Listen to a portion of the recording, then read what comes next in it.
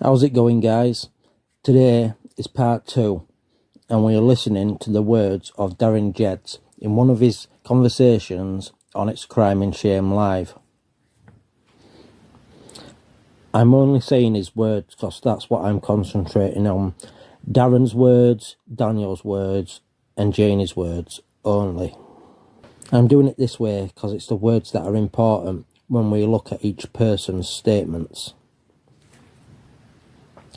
If you're a YouTuber and you would like to use this video, that's fine with me. I'm just trying to find out what's actually going on, and I hope me doing these videos this way will help you as well. Darin's words, part A. Yeah, I don't give a shit. My name's Darin. I'm extremely happy I had hell of a second part of this day. Really good. Listen, you guys, you can believe this or not, but I'm done. I'm finished with this. I rode it to the end and I will tell you why. I never succeeded on bringing the kids back to us, but that was not going to happen anyway because the CPS are not going to give those kids back when we find them. They're not going to give those kids back anyway to the family with all that's gone on. Do you guys think so? And with Meadow, I don't think Malaya's going to get Meadow again.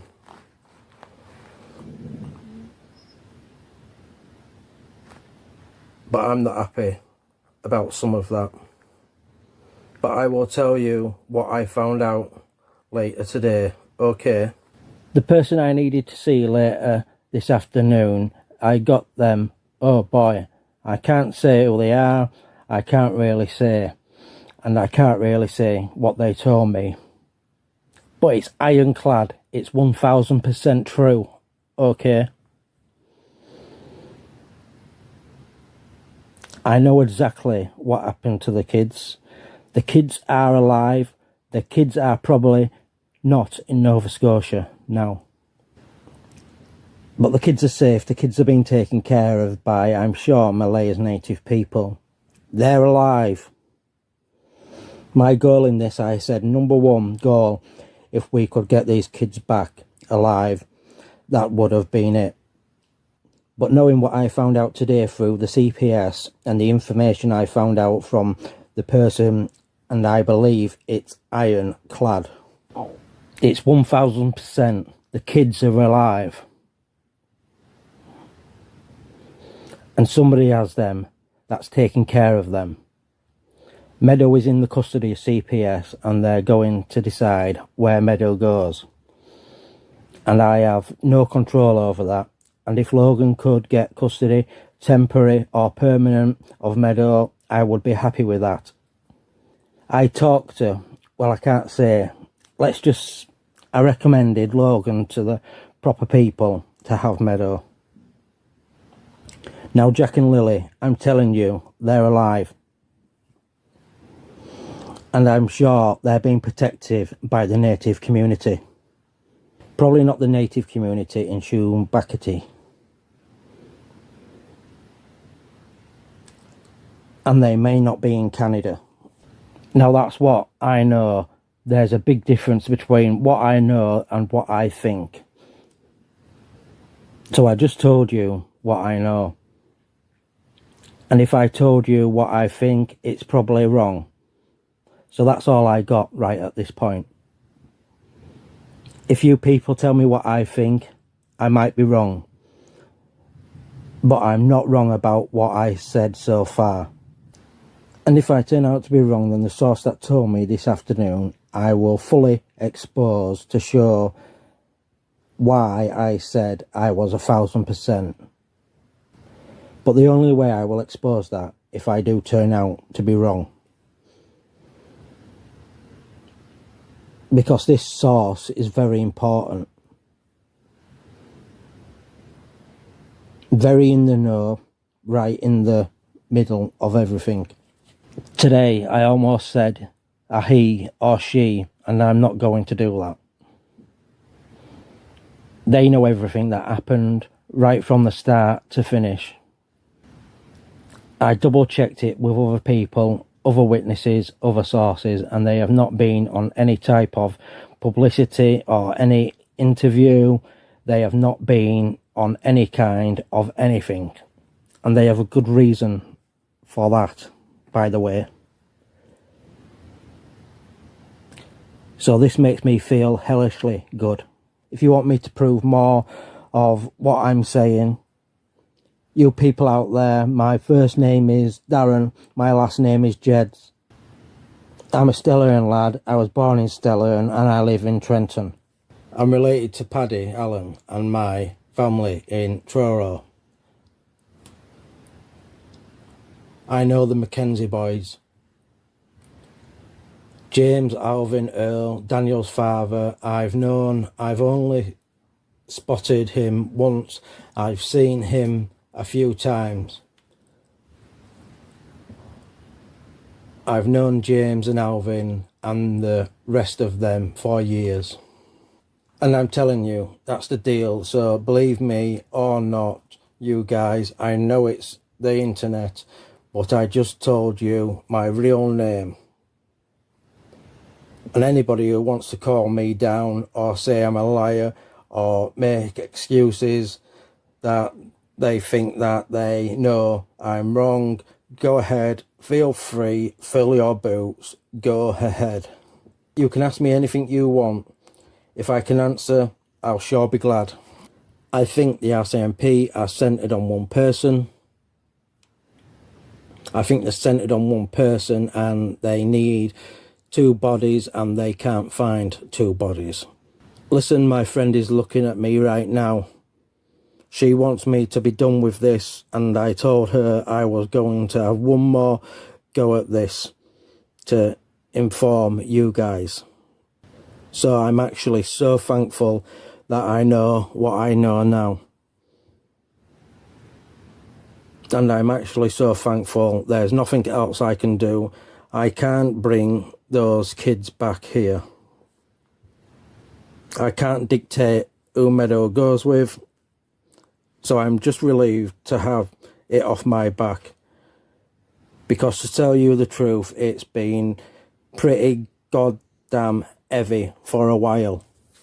You guys can ask me any goddamn thing, but I'll tell you I don't want to be on here too long.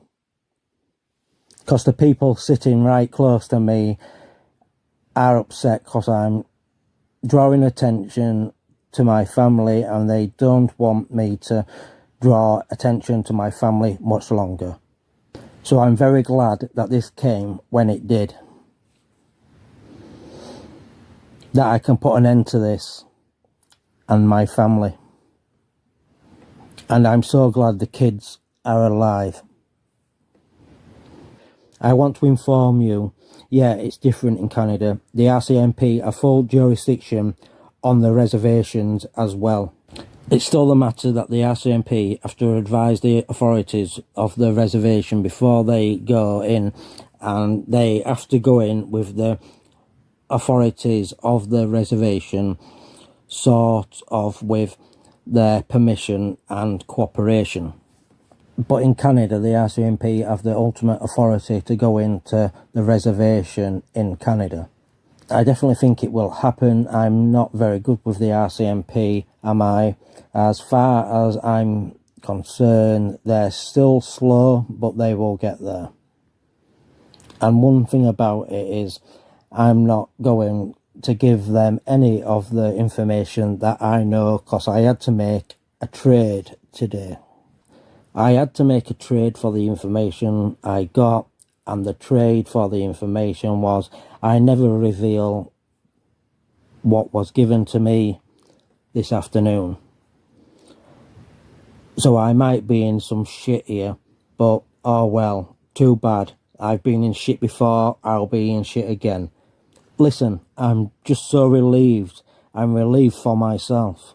I've had to deal with some pretty nasty people. When I was younger, I could be pretty nasty. So it was not new to me, but it was not welcome to me. I'm too old and I'm kind of a chicken now. So I like to stay away from stuff. Yes sir, I don't care. My goal all along was to find out if those kids was alive or not. I knew if I pushed this hard enough I could get these kids back, but then once CPS and that got involved, then it got out of my control. That's why I was sickened yesterday and the day before, because Malaya was going to talk to me. Malaya had one piece of information I needed to verify and finish off what happened.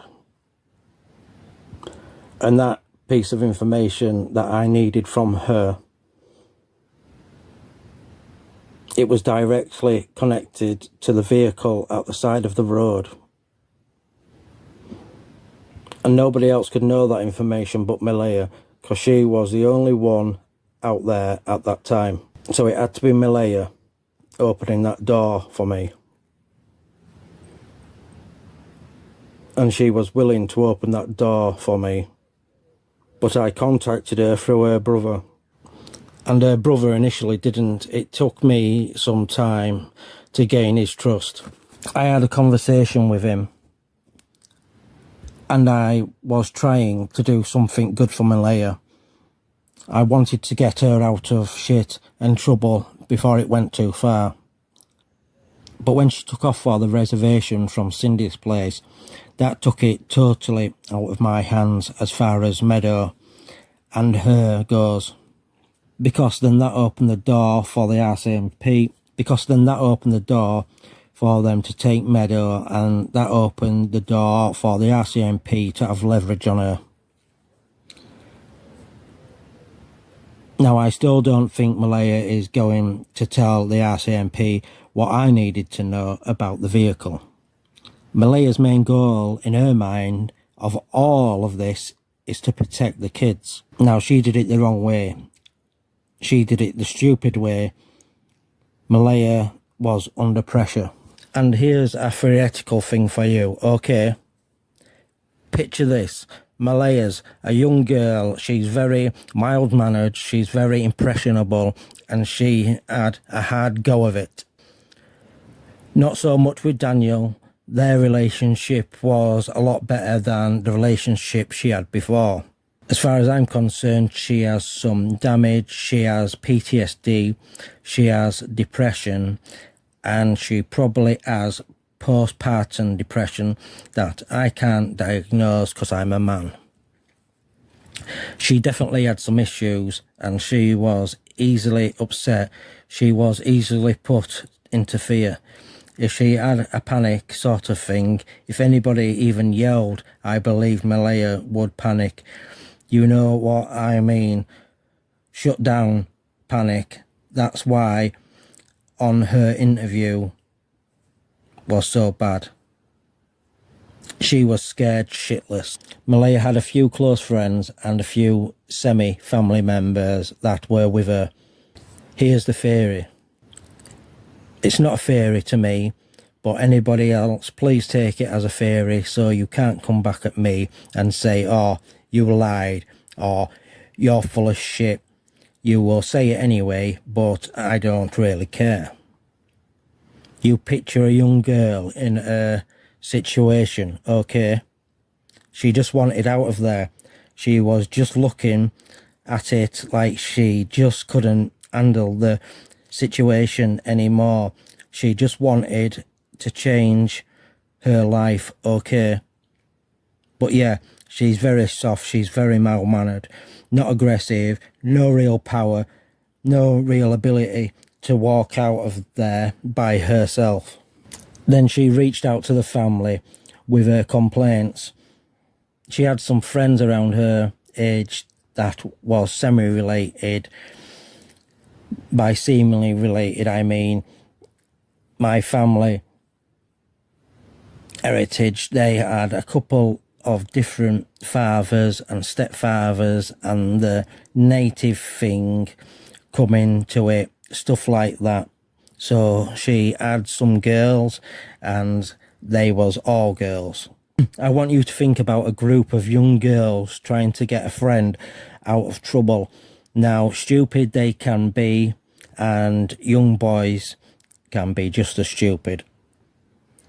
But I want you to think Malaya was scared, hellish scared, okay? And maybe she had a right to be scared. But I think in a normal situation, if she had been a normal person, I think she would have still been frightful. But she would have not been right at this point of panic and terror attacks. You know what I mean?